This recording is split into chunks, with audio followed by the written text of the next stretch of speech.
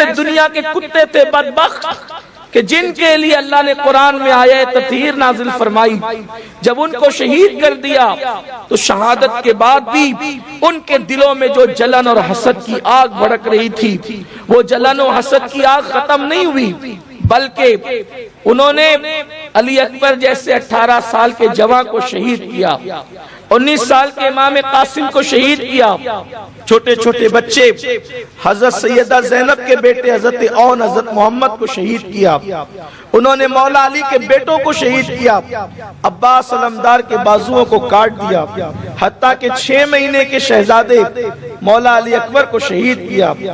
علامہ عبدالسلام رضوی رحمت اللہ علیہ اپنی کتاب میں لکھتے ہیں کہ جب انہوں نے امام علی اصغر کو شہید کیا تو کس طرح شہید کیا۔ علامہ عبدالسلام رضوی کی لکھی ہوئی کتاب سے میں یہ حوالہ آپ کے سامنے پڑھ رہا ہوں کہ جب جنگ میں جو گھوڑوں پہ چلانے والے تیر ہوتے تھے ان میں سے ایک تیر وہ ہوتا تھا جس کی نوک ایک نہیں بلکہ 3 ہوتی تھی، تاکہ طاقتور گھوڑا جب وہ 3 نوکیلے تیر کو اپنے جسم میں پیوست پائے گا تو وہ جہاں کے وہیں ڈھیر ہو جائے گا۔ لیکن امام علی مقام کا چھوٹا شہزادہ جن کی عمر شہزادہ علی اصغر کی عمر صرف 6 مہینے کی بتائی جاتی ہے، جب شہزادہ علی اصغر کو حرملہ بن قائل اس پلید نے لعین نے قتل کیا تو کس طرح سے قتل کیا؟ شمر کے اشارے پر کہ جو تیر گھوڑوں پہ چلائے جاتے تھے ان میں سے وہ تیر نکالا جس کی ایک نوک نہیں بلکہ 3 نوک تھی، اور وہ 3 نوک حضرت مولا علی اصغر کے حلق پر چلا دیا۔ اس طریقے سے شہید کیا ہے خاندان نبوت کے شہزادوں کو۔ کیسی دشمنی تھی، کیسا حسد تھا۔ ارے لوگ کہتے دنیا کی محبت تھی، دنیا کی محبت بھی ہوتی تو اتنی دشمنی تو نہیں ہوتی۔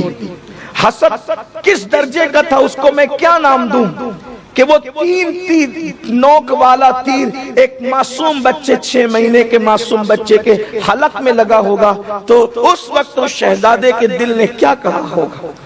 ہندوستان میں بسنے والے وہ قومیں جو مسلمان نہیں ہیں، اگر کسی چھوٹے بچے کو گلی میں سائیکل چلاتے ہوئے وہ گرتا دیکھ لیتے ہیں تو کافر بھی دوڑ پڑتے ہیں کہ بچہ کسی کا بھی ہے لیکن ہے تو بچہ۔ لیکن وہ رسول اللہ کا شہزادہ تھا جس نے بیٹیوں کو زندہ دفن کرنے سے منع کیا، جس نے چڑیوں کا گھونسلہ اجاڑنے سے منع کیا، جس نے جو ہے وہ اللہ اکبر ایک مرتبہ چڑیا کا بچہ کسی نے گھونسلے سے نکال لیا اور چڑیا مصطفیٰ جان رحمت کے ارد گرد منڈلانے لگی تو سرکار نے فرمایا کہ تم نے چڑیا کا بچہ کیوں لیا؟ تو کسی نے کہا یا رسول اللہ اس لیے کہ آپ کے گھر کے بچے کھیلیں گے۔ سرکار فرماتے ہیں کسی بچے کو اس کی ماں سے جدا مت کرو۔ آپ غور کریں، گود میں شہزادہ علی اصغر ہے اور 3 نوک والا تیر حلق میں لگا ہے اور وہ معصوم شہزادے کے حلق کو چیرتا ہوا امام حسین کے بازو میں پیوست ہو گیا ہے۔ بچے نے باپ کی گود میں ایک جھرجھری لی، امام نے اپنے بچے کو آخری ہچکی لیتے ہوئے دیکھا۔ امام آپ کے صبر کو سلام کس منہ سے شہادت کربلا بیان کی جائے؟ اس انداز سے شہادت ہوئی۔ میں شہزادہ علی اصغر کی شہادت پڑھنے نہیں بیٹھا، لیکن آپ اندازہ کریں اس طرح سے شہادت ہوئی۔ امام حسین پاک کی بھی شہادت ہوئی۔ شہادت کے بعد ان کے دلوں کے انگارے، دلوں کا جلن ختم نہیں ہوا۔ انہوں نے سارے شہداء کی لاشوں کو خیمے سے نکال کر میدان میں جمع کیا، شہیدوں کے جسم سے کپڑے اتار لیے اور کپڑے اتار کر شہداء کے لاشوں کو گھوڑوں کی ٹاپوں سے کچلنا شروع کیا۔ وہ بدبخت شہداء کی لاشوں کو گھوڑوں کی ٹاپوں سے کچل رہے تھے اور کچھ ظالم پلید ان لوگوں نے فوج میں سے نکل کر خیموں کی طرف حملہ کرنا شروع کیا۔ جب وہ خیموں کی طرف گئے، بی بی سیدہ زینب نے کہا رکو، تم ہم سے ہمارے زیور لوٹنا چاہتے ہو، ہمارے جسم کو ہاتھ نہیں لگانا، ہم نبی کی بیٹیاں ہیں۔ ہم نبی کی شہزادیاں ہمارے جسم کو ہاتھ نہیں لگانا. اور انہوں نے کہا تمہیں جتنے زیور چاہیے ہم ایک زیور بھی اپنے پاس نہیں رکھیں گے, سارے زیور اتار کر تمہیں دے دیں گے. بیبیوں نے زیور اتار کر دینا شروع کیا. 7 سال کی ننھی سی بچی تھی جن کا نام سکینہ تھا. سکینہ کے کانوں میں سونے کی بالیاں تھیں. یہ بات میں آپ کو بتا دوں کہ امام حسین بہت مالدار انسان کا نام ہے. اللہ نے بڑی دولتوں سے ان کو نوازا تھا. یہ 3 دن آپ نہ دیکھے بھوک اور پیاس کے, بہت دولت مند تھے. ایک فقیر کو اس دور میں 10,000 چاندی کے سکے بھیک میں دیا کرتے تھے. 10,000 چاندی کے سکے بھیک میں دیا کرتے تھے. یہ ان کی سخاوت تھی. یہ ایک سخاوت ایک الگ عنوان ہے میرے آقا صلی اللہ علیہ وسلم کے دیوانوں. اس لیے ان کے گھر کی عورتوں کے پاس زیورات زیادہ تھے. خواتین نے زیورات اتار کر دینا شروع کیا. 7 سال کی بچی کے کان میں بالیاں تھی. انہوں نے سوچا یہ بچی اتار کر کے نہیں دیتی, وہ پتہ نہیں اور کیا سوچا, اور ان ظالموں نے حضرت سکینہ کے کان سے بالی اتاری بھی نہیں بلکہ سونے کی بالیوں کو کھینچنا شروع کیا. سکینہ کے کان کٹ گئے, خون کی پھواریں نکلنے لگی. سیدہ سکینہ نے یہ خیال کیا ہوگا کہ یہ لوگ مجھے پہچانتے نہیں ہیں, یہ لوگ مجھے جانتے نہیں ہیں, اس لیے شاید انہوں نے مجھے اہل بیت کے گھرانے کی کوئی نوکرانی یا کوئی کنیز سمجھ کر میرے جو وہ بالیاں کھینچی ہے, تو سوچا چلو اپنا تعارف کرا دوں تاکہ پہچان لیں گے تو مجھ پہ رحم کریں گے. ادھر بیبیاں زیورات اتار کر دے رہی تھی, ادھر شہزادی سکینہ نے کہا کہ مجھے پہچانو, میری بالیاں اس طرح نہ نوچو, میرا ایک کان کٹ گیا ہے, میں حسین کی بیٹی ہوں, ہم اہل بیت ہیں, نبی کے گھر والے ہیں. تو اتنا سننے کے بعد ہاتھ رکنے کی بجائے, بالیاں چھوڑنے کی بجائے انہوں نے سکینہ کے چہرے پہ تماچے مارے اور کہا کہ اب بھی تمہارا نسب کا غرور ختم نہیں ہوا, اب بھی تمہارا نسب کا غرور ختم. اس طرح بی بی سکینہ پاک کی دوسرے کان کی بالیاں بھی کھینچی. آخری وقت تک سیدہ سکینہ کے کان پہ اس کے اثرات موجود رہے. ادھر خیمے لوٹے گئے, زیورات تو بیبیوں نے اتار کر دے دیا, ادھر بیبیوں کی چادر بھی چھین لی. آج جدید تحقیق کے نام پہ یہ بھی ہو رہا ہے کہ چادر چھینی نہیں گئی. استاد زمن مولانا حسن بریلوی نے لکھا ہے, جس کتاب کی تائید اعلیٰ حضرت نے کی ہے, اس کتاب میں لکھا ہے کہ بیبیوں کی چادر چھینی گئی. کون بیبیوں کی چادر؟ حاتم طائی کی بیٹی, جب اس نے اسلام قبول نہیں کیا تھا, حالت کفر میں ننگے سر نبی کے سامنے کھڑی کی گئی. رسول اللہ نے اپنی چادر اس کے سر پہ ڈال دی, دنیا کو پیغام دیا, بیٹی مسلمان کی ہو یا کافر کی ہو, بیٹی بیٹی ہوتی. جس رسول نے حاتم طائی کی بیٹی کو اپنی چادر اڑائی تھی, حاتم طائی کی بیٹی کو ننگے سر دیکھنا گوارا نہیں کیا تھا, اس نبی کی بیٹیوں کی چادریں چھین لی گئی, چادر چھینی گئی, خیموں کو آگ لگا دی گئی, علی اصغر کا جھولا لوٹ لیا گیا, زیورات چھین لیے گئے. اتنا ہی نہیں, بیبیوں کو خیمے کے باہر کر دیا گیا.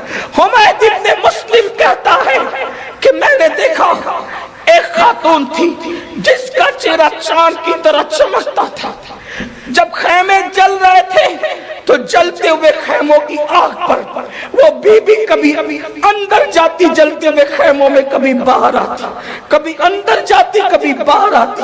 میں نے پوچھا بی بی تجھے ڈر نہیں لگتا آگ سے؟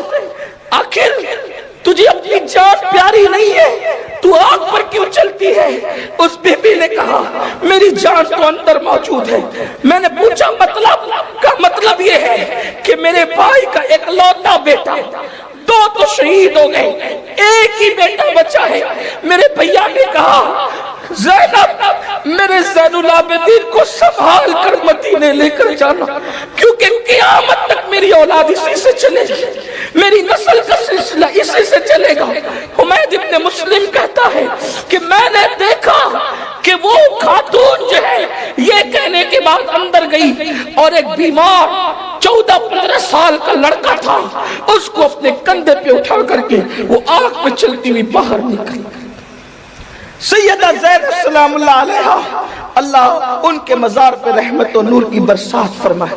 کتنا بڑا احسان کیا ہے سیدہ زینب کبریٰ سلام اللہ علیہا نے اللہ اکبر اسی پہ بس نہیں ہوا، پھر یہ ہوا کہ آپ جانتے ہیں علامہ جلال الدین سیوطی رحمت اللہ علیہ تاریخ خلفاء میں لکھتے ہیں کہ امام کی شہادت یوں ہوئی کہ امام کی شہادت کے بعد سورج کو گہن لگ گیا۔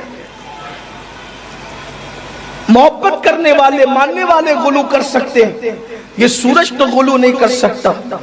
سورج کو گہن لگ گیا، دن کے وقت اتنا اندھیرا ہوا کہ تارے نظر آنے لگے، ایک سرخ آندھی چلی، اور وہ سرخ آندھی جب چلی تو کوئی کسی کو دکھائی نہیں دیا۔ تھوڑی دیر کے بعد وہ سرخ آندھی تھم گئی، سورج کا گہن ہٹ گیا، رات کا سما ختم ہو گیا، اور اس کے بعد پھر اللہ اکبر دھیرے دھیرے شام قریب آنے لگی۔